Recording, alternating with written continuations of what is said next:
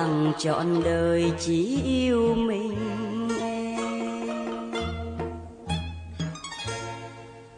Cho dù ngày tháng phôi pha và dù bể cạn đã mòn, em vẫn là người tình của anh.